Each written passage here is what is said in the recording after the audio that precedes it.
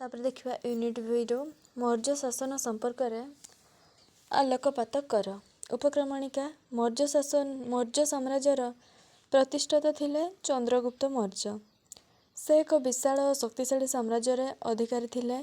कौटिल्यक प्रणीत अर्थशास्त्र नीति अनुसार से राज्य शासन करुथिले। मेगास्थनीज इंडिका अशोक शिलालेख मौर्य शासन पद्धति उपरे आलोकपात करिथाए। शासन व्यवस्थार दुईटी स्तर थिला, यथा केंद्र शासन और प्रादेशिक शासन। केंद्र शासन राजा थिले शासनर केंद्रबिंदु। से प्रशासनिक विचार विभाग और सामरिक विभागर सर्वसर्वा। अर्थशास्त्र अनुसार राजा महत् आदर्श द्वारा अनुप्राणित होई सर्वदा प्रजांकर हित सचेतन थिले।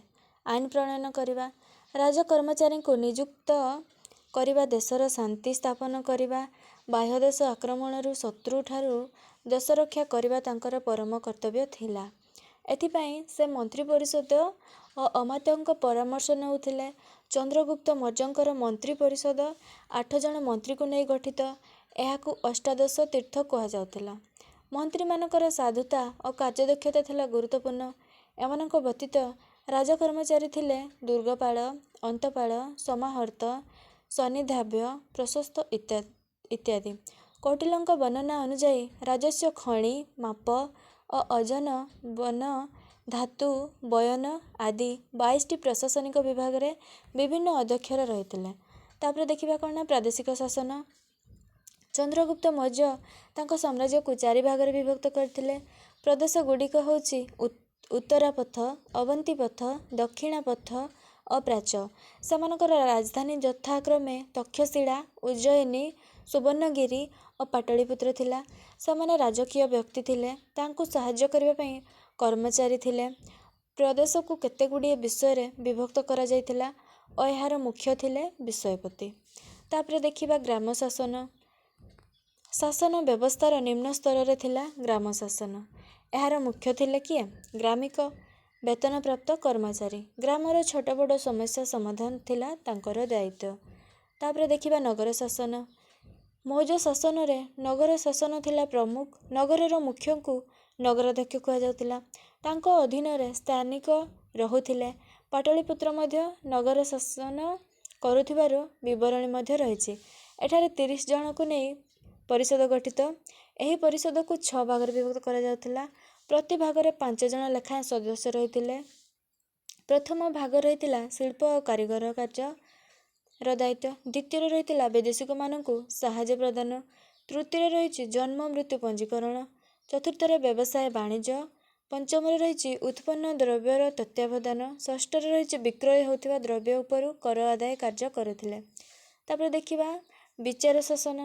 राजा चंद्रगुप्त थिले एहार मुख्य। धर्मस्थीय और कंटक शोधन नाम रे 2 प्रकार विचारालय थिला। जमी जमा, घर द्वार, विवाह, छाड़पत्र आदि समस्यार समाधान होतिला। आईन अमान्य, चोरी और हत्या आदि विचार एही विचारालय रे होतिला। दंडविधि अति कठोर थिला। अंग छेदन और मृत्युदंड आदि कठोर दंड व्यवस्था थिला। तापर देखिबा कोन सामरिक शासन।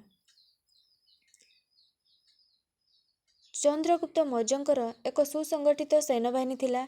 एथिरे 6 लाख पदातिक, 30,000 अश्वारोही, 9,000 हस्ती और 8,000 रथारोही थिले। अश्वारोही, गजारोही और रथारोहींकर मुख्य थिले अश्वाध्यक्ष, हस्ताध्यक्ष और रथाध्यक्ष।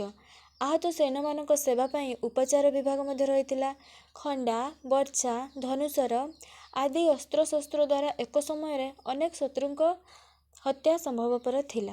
तापर देखिबा कोन राजस्व शासन। राज्यर मुख्य आय थिला भूराजस्व। यह 2 भाग विभक्त थिला। राजकीय जमीरू उपलब्ध कर और अन्य जमीर कर भाग नाम रे परिचित। सैन्यबाहिनी ग्रामरू कर नेउथिले। एहा व्यतीत जंगल, द्रव्य, वाणिज्य द्रव्य और खनिज द्रव्यरू कर आदाय करा जाउथिला।